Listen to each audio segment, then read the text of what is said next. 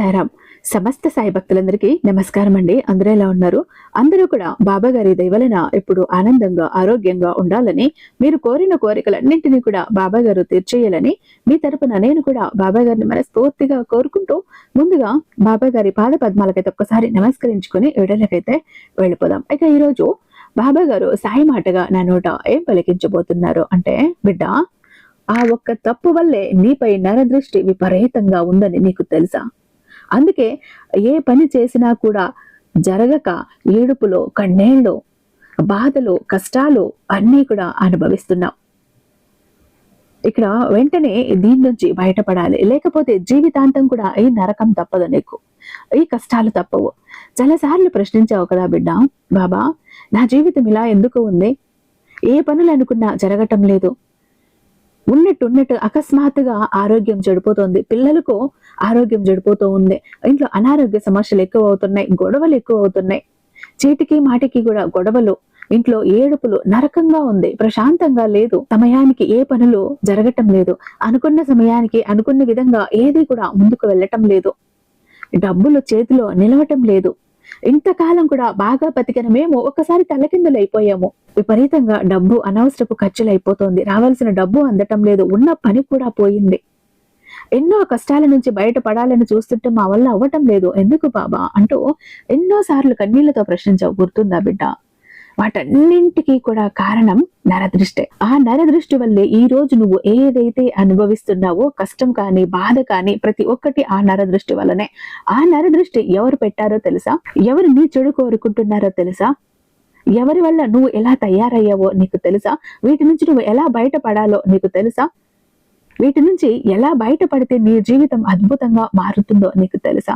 అన్ని తెలుసుకోవాలంటే నీ సాయి మాటలు ఒక్క 2 నిమిషాలు వినాల్సిందే బిడ్డ. ఎందుకంటే ఆ నరదృష్టి నుంచి బయటపడే మార్గాన్ని ఈ రోజు నీ సాయి నీకు చెప్పబోతున్నాడు. నీ జీవితం మళ్ళీ కూడా అద్భుతంగా ఉండేలాగా కూడా కొన్ని ఉపాయాలు కూడా చెప్పబోతున్నాను. జాగ్రత్తగా ఉండి తీరాలి బిడ్డ. నీ పైన నరదృష్టి పెడుతున్న వాళ్ళు, నీ చెడు కోరుతున్న వాళ్ళు, నీ మీద అసూయ, ఈర్ష్య, ద్వేషం, కుళ్ళుతో ఉన్న వాళ్ళ పేర్లు కూడా ఇక్కడ నేను చెప్తాను, జాగ్రత్తగా విను. నిర్లక్ష్యం చేశావు అంటే తర్వాత వెక్కి వెక్కి ఏడుస్తావు, జీవితాంతం కూడా ఇలాంటి కష్టాల్లోనే బ్రతకాల్సి అవసరం ఉంటుంది. కాబట్టి జాగ్రత్త. నీ సాయి మాటను నిర్లక్ష్యం చెయ్యకు, పెడచెవిన పెట్టుకో. నీ తండ్రి చెప్పింది తూజా తప్పకుండా పాటించావంటే నీ జీవితాన్ని నేను మార్చేస్తాను బిడ్డ అంటూ బాబా గారు ఈరోజు ఒక నిగూఢార్థం దాగి ఉన్న సందేశంతో వచ్చారండి. బాబా గారి మాటల వెనుక చాలా అర్థం, పరమార్థం దాగి ఉంది. అసలు బాబా గారి మాటల వెనుకున్న మర్మం తెలుసుకోవాలి అంటే వీడియోని ఎక్కడ స్కిప్ చేయకుండా, మిస్ చేయకుండా చివరి దాకా చూడండి. వీడియో నచ్చినట్టయితే మీ ఫ్రెండ్స్ కి, ఫ్యామిలీ మెంబర్స్ కి, మన సాయి భక్తులందరికీ షేర్ చేయండి. మన వీడియోకి ఒక చిన్న లైక్ అయితే ఇచ్చేసి వీడియో చూడటం మొదలు పెట్టండి. మన ఛానల్ని ఫస్ట్ టైం చూస్తున్నట్లయితే ఛానల్ని సబ్స్క్రైబ్ చేసుకుని మీ సపోర్ట్ నాకు అందివ్వండి. అదే చెత్త హైప్ కూడా చేస్తారని ఆశిస్తూ భావిస్తూ ఉన్నాను. ఇక మీరు ఎన్నో చోట్ల జ్యోతిష్యం జపించుకుని విసిగి వేసారిపోయి ఉండొచ్చు, సరైనటువంటి రిజల్ట్ అన్నది లేక. ఆఖరిసారి ఒక్కసారి ప్రయత్నించండి, కాదు లేదు అన్నమాట ఈయన డిక్షనరీలోనే ఉండదు. ఎందుకంటే ఎలాంటి మొండి సమస్యను ఇచ్చినా కూడా ఛాలెంజింగ్ గా తీసుకుని పరిష్కరించడంలో ఎన్నో ఏళ్ల అనుభవం ఉన్నటువంటి దైవశక్తి కలిగినటువంటి గురూజీ శ్రీ షిరిడి సాయిబాబా ఆశీస్సులతో జ్యోతిష్యం చెప్తారండి. గురూజీ ప్రధాన తాంత్రిక అయినటువంటి సుబ్రహ్మణ్యం పూజారి గారు నెంబర్ 1 వశీకరణ స్పెషలిస్ట్ అండి.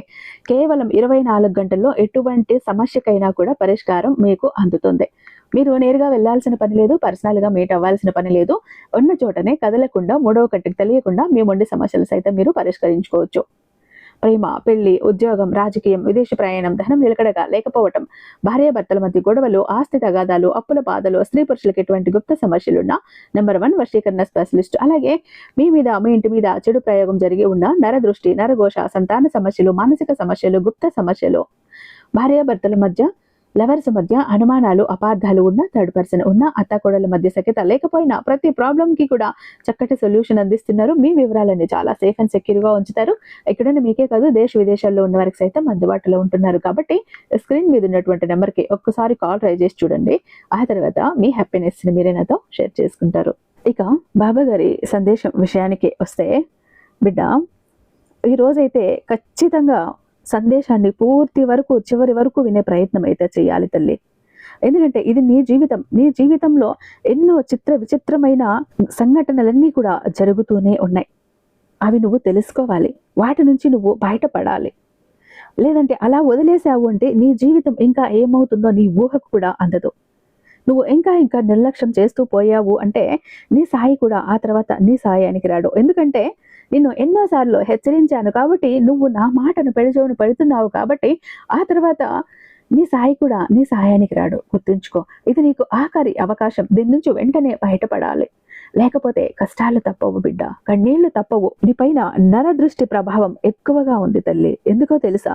తెలిస్తే నువ్వు ఖచ్చితంగా ఆశ్చర్యపోతావు. నీకు గుండె జల్లుమంటుంది కూడా. ఎందుకంటే ఇక్కడ అందరూ కూడా ఒక విధంగా ఉండరు. ముఖ్యంగా నీపైన నరదృష్టి ప్రభావం ఏ విధంగా ఉంటుంది అంటే, నరదృష్టి ప్రభావం నుండి నువ్వు ఎలా బయటపడాలి అనే విషయాన్ని కూడా ఇప్పుడు ఈ రోజు నేను చెప్పబోతున్నాను. ఈ నరదృష్టి నీ మీద ఎక్కువగా ఎందుకు ఉంటుంది? విపరీతంగా ఉంటుంది. ఆ నరదృష్టి నిన్ను కష్టాల్లోకి ఎందుకు తోసింది అంటే, ముందు నీ గురించి నువ్వు కొన్ని విషయాలు తెలుసుకోవాలి. తెలుసుకుంటేనే ఆ నరదృష్టి నీకెందుకు సోకుతోంది, జనాలు నిన్ను ఎందుకు ఈర్ష్యతో చూస్తున్నారు, కుళ్ళుతో చూస్తున్నారు, నువ్వు చెడిపోవాలని చూస్తున్నారు, నిన్ను పతనం చేయటానికి చూస్తున్నారు, ఇన్నాళ్ళు బాగున్న నువ్వు ఒక్కసారిగా నీ జీవితం ఎందుకు తల్లకిందలైపోయింది, ప్రతి ఒక్కటి కూడా అర్థమవుతుంది. ఎందుకంటే నువ్వు తీసుకునే నిర్ణయాలు ఎలా ఉంటాయంటే చాలా ఖచ్చితంగా బలంగా ఉంటాయి తల్లి. ఒక్కసారి ఒక మాట ఇస్తే లేదా ఒక నిర్ణయం తీసుకుంటే దాని నుండి వెనక్కి తగ్గటం చాలా అరుదు. నీలో ఎప్పుడూ కూడా ఒక అద్భుతమైన ధోరణి ఉంటుంది, కానీ విసిగిపోయే ధోరణి ఎప్పుడు నీలో కనిపించదు. ఇక్కడ నీ మనస్తత్వం చూస్తే గనక ఎంత పైకి నీరులాగా ప్రశాంతంగా కనిపిస్తావు, లోపల మాత్రం శక్తిని, ఆ ప్రవాహాన్ని అన్నింటినీ తట్టుకునే ఒక శక్తి నీలో ఉంటుంది. అయితే పైకి గంభీరంగా ప్రశాంతంగా కనిపిస్తావు, కానీ మనసులో ఎన్నో ఆలోచనలు, భావోద్వేగాలు ఉంటాయి. నీ పనులు ఎవరికీ తెలియకుండా చాలా రహస్యంగా చక్కబెట్టుకోవటంలో నువ్వు ఒక నేర్పరివి అని చెప్పాలి. ఏం జరిగింది, ఏం జరగాలి అనే విషయాలపై నీకు స్పష్టమైన అవగాహన ఉంటుంది. నువ్వు చూడటానికి చాలా ఆకర్షణీయంగా ఉండటమే కాదు, నీ కళ్ళల్లో ఒక ప్రత్యేకమైన తీక్షణత, లోతు ఉంటాయి. నీ రూపం మాత్రమే కాదు, నీ వ్యక్తిత్వం కూడా ఇతరులను ఎట్టే ఆకర్షిస్తుంది. అందుకే పరిచయం లేని వారు కూడా నిన్ను చూడగానే తమ కష్టాలను, బాధలను నీతో పంచుకోవటానికి ఇష్టపడుతూ ఉంటారు, నీతో పరిచయానికి ఇష్టపడుతూ ఉంటారు, నీతో స్నేహానికి ప్రాణం ఇస్తారు. ప్రతి విషయాన్ని చాలా లోతుగా, చాకచక్యంగా ఆలోచించి తెలివైన నిర్ణయాలు తీసుకుంటావు తల్లి. నువ్వు గొప్ప రహస్య స్వభావి అని చెప్పాలి. నీ మనసులో ఉన్నది అంతా కూడా సులభంగా బయట పెట్టవు. అదే సమయంలో ఇతరులు నీతో పంచుకున్న రహస్యాలను చాలా గోప్యంగా ఉంచుతావు. అందుకే నీతో ఏదైనా రహస్యాలు పంచుకోవటానికి ఇతరులు చాలా ఇష్టం చూపిస్తూ ఉంటారు. ఏ పని చేసినా కూడా అందులో విజయవంతం అవుతూనే ఉంటావు. నీ దగ్గర అబద్ధాలు చెప్పటం చాలా కష్టం. ఎందుకంటే ఇతరుల మాటల్లోనే నిజాయితీలను నువ్వు తేలిగ్గా ఇట్టే గ్రహించేస్తావు. అదేమవుతుందంటే ఎదుటివారు తేలిగ్గా అబద్ధాలకి అలవాటు పడ్డ వాళ్ళకి ఇది జీర్ణించుకోలేకపోతారు. నువ్వు కనిపెట్టేయటం అన్నది వాళ్ళు జీర్ణించుకోలేకపోతారు. ఈ వ్యక్తి ఏంటి, మేము ఏది చెప్పినా కూడా కనిపెట్టేస్తున్నారు అని వాళ్ళు జీర్ణించుకోలేక ఒకలాంటి భావన నీ మీద ఏర్పడుతుంది. ఎందుకంటే తేలిగ్గా నువ్వు గ్రహించేస్తావు కాబట్టి, పట్టేస్తావు కాబట్టి. ఈ లక్షణాలన్నీ కూడా నిన్ను 10 మందిలో ప్రత్యేకంగా నిలబడతాయి. ఎక్కడికి వెళ్ళినా, ఏ పని చేసినా నీ పనితనం స్పష్టంగా కనిపిస్తుంది అందరికీ. నీ క్రమశిక్షణ, నీ తెలివితేటలు, నీ పనులు, నువ్వు చేసే పనితీరు అందరినీ ఆకట్టుకుంటాయి. నువ్వు మాట్లాడే విధానంలో కూడా ఒక స్పష్టత, నిజాయితీ ఉంటుంది. అనవసరమైన విషయాల జోలికి అస్సలు వెళ్ళవు. అవసరమైనంత మేరకి మాట్లాడుతూ ఉంటావు, కానీ మాట్లాడిన ప్రతి మాటలోనూ ఒక అర్థం ఉంటుంది. ఈ పరిపూర్ణత, ఈ క్రమశిక్షణ, ఈ తెలివితేటలే నిన్ను ఇతరుల కళ్ళల్లో పడేలాగా చేస్తాయి. నువ్వు సాధించే విజయాలు, నీ ఎదుగుదల చాలా తేలికగా ఇతరుల దృష్టిని ఆకర్షిస్తాయి. సహజంగానే ఒక వ్యక్తి వేగంగా ఎదుగుతున్న, అన్ని విషయాల్లోనూ ముందుంటున్న వారి మీద ఇతరుల కళ్ళు పడుతుంది. అభిమానంతో పాటు కూడా కొందరిలో అసూయ కూడా కలుగుతుంది. ఈ అసూయ లేదా కొన్నిసార్లు అతి ప్రశంస కూడా నీపై దృష్టి రూపంలో ప్రభావం చూపుతుంది.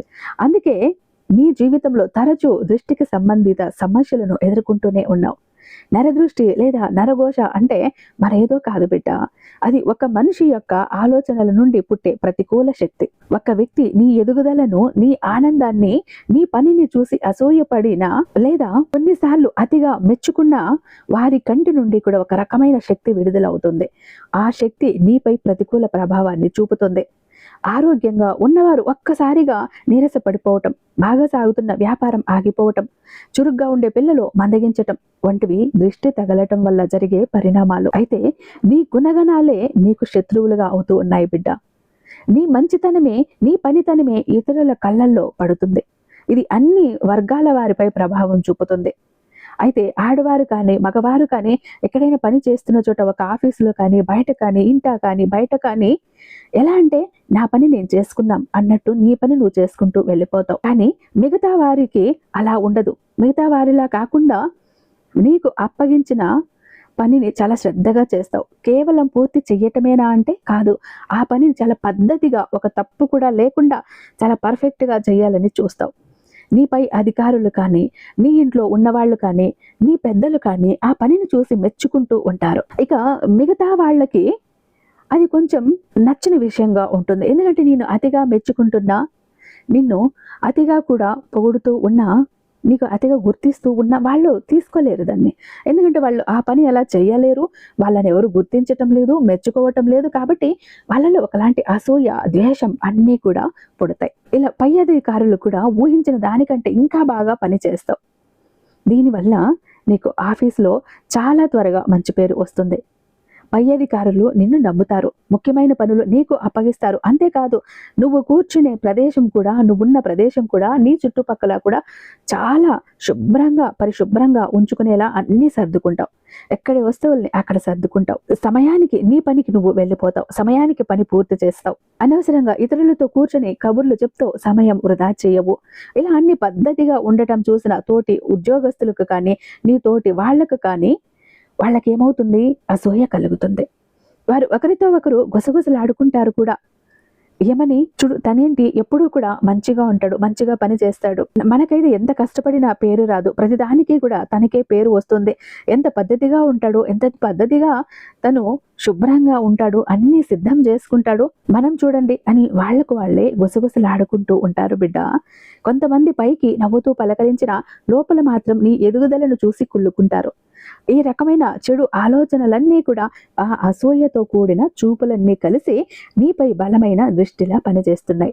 దీనివల్ల అప్పటిదాకా చురుగ్గా ఉన్న ఒక ఉద్యోగి ఆఫీస్లో ప్రశాంతత లోపిస్తుంది. ఏదో తెలియని ఆందోళన మొదలైపోయింది. నువ్వు ఏ తప్పు చెయ్యకపోయినా కొన్నిసార్లు చెయ్యని తప్పులకు కూడా నిందలు పడటం, అందరిలో మాట పడటం, రావాల్సిన ప్రమోషన్ లేదా జీతం పెంపు చివరి నిమిషంలో ఆగిపోవటం ఇలా జరుగుతోంది. ఉదయం ఉత్సాహంగా లేచి పనికి వెళ్ళిన నువ్వు అక్కడ కూర్చోగానే ఉన్నట్టుండే నీరసంగా అనిపించటం, తలనొప్పి రావటం, లేదా చేస్తున్న ముఖ్యమైన పని మీద ఏకాగ్రత అనగా ఆ ఫోకస్ అనేది కోల్పోవటం, ఇలాంటివి జరుగుతూ ఉన్నాయి. ఒక వ్యాపారం పెడితే అందులో కూడా నీ పద్ధతి స్పష్టంగా కనిపిస్తుంది. నువ్వు నీ దుకాణాన్ని లేదా నీ ఆఫీస్ను ఇప్పుడు శుభ్రంగా ఉంచుతావు.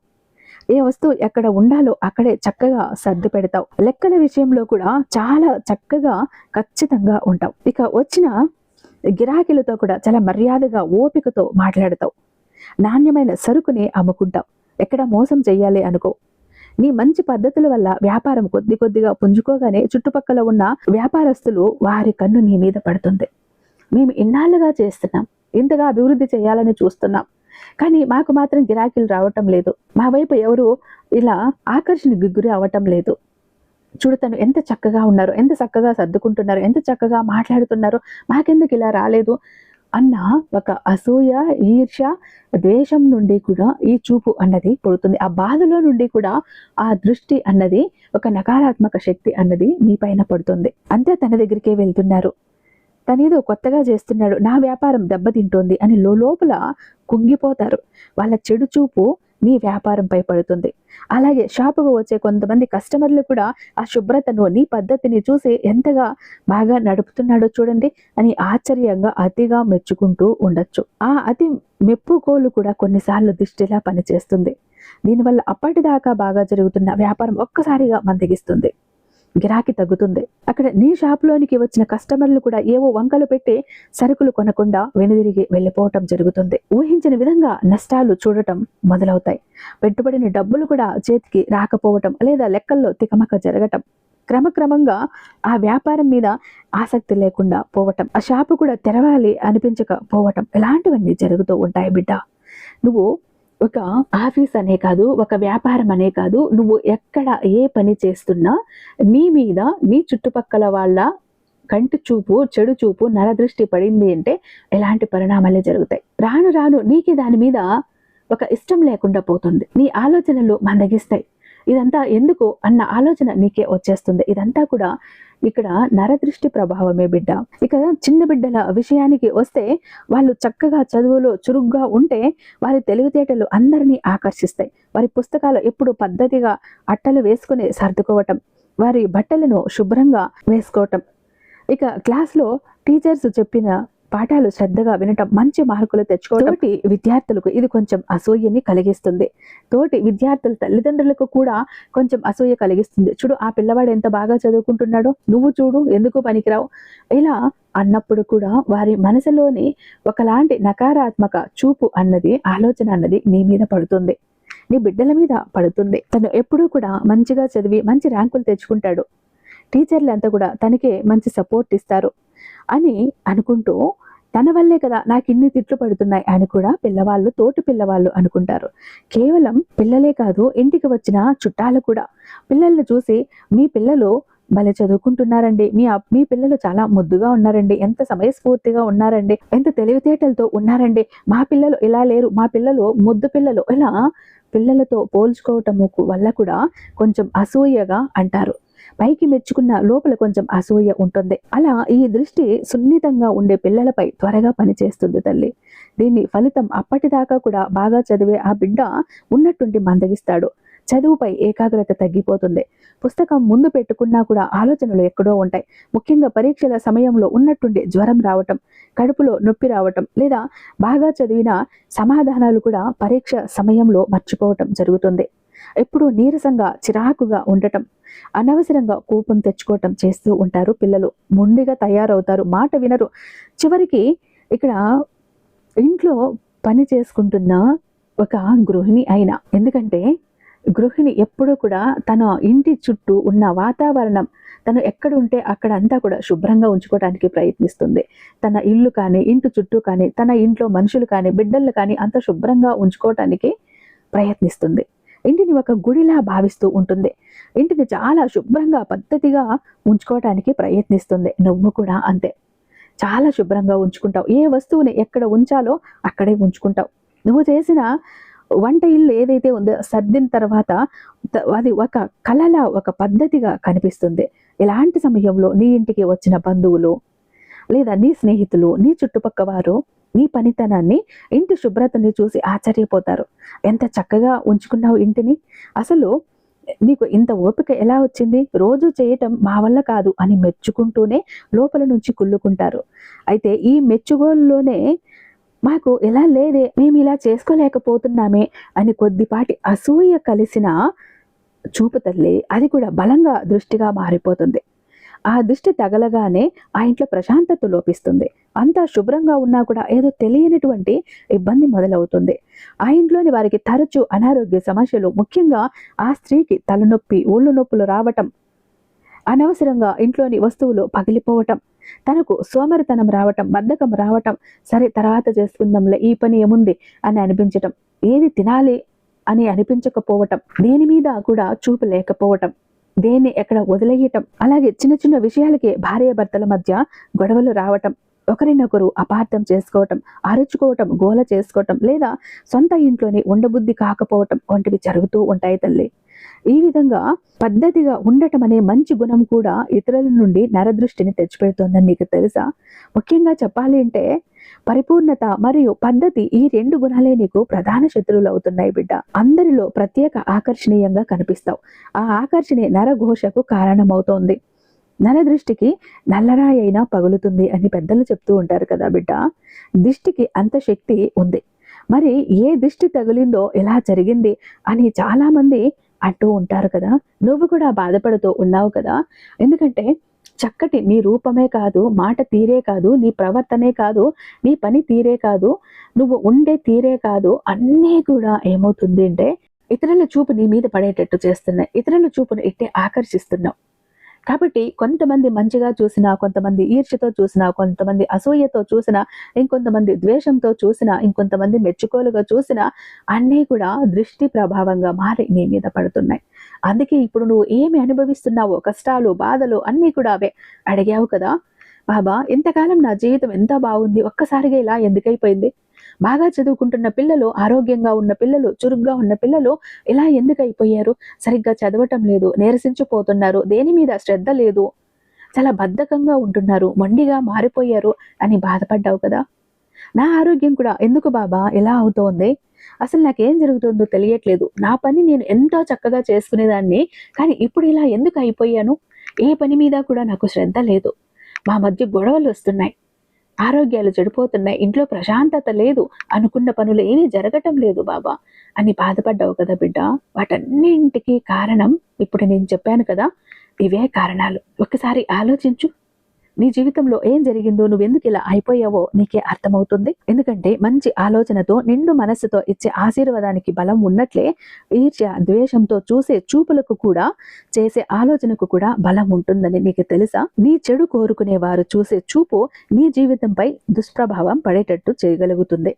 ఇలా చెడు ఆలోచనతో చూసే చూపును చెడు దృష్టి లేదా నరదృష్టి అని అంటారు బిడ్డ. నరదృష్టి జీవితంలో చాలా రకాల ప్రతికూలతకు కారణమవుతుంది. చాలా మంది జీవితంలో వివరించలేని ఇబ్బందులకి గురి చేస్తుంది. నరదృష్టి జీవితాలను చాలా కష్టతరం చెయ్యటమే కాకుండా నువ్వు అర్థం చేసుకోవటానికి కూడా వీలు లేని సమస్యలను సృష్టిస్తుంది.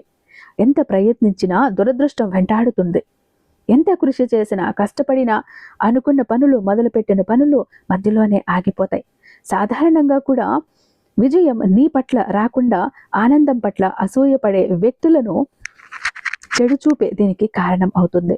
ఈ దృష్టి ప్రభావం నుండి నువ్వు బయటపడటానికి, అంతేకాకుండా దిష్టి తగలకుండా ఉండటానికి కొన్ని సులభమైన పరిహారాలు ఈరోజు నీ తండ్రి చెప్పబోతున్నాడు బిడ్డ.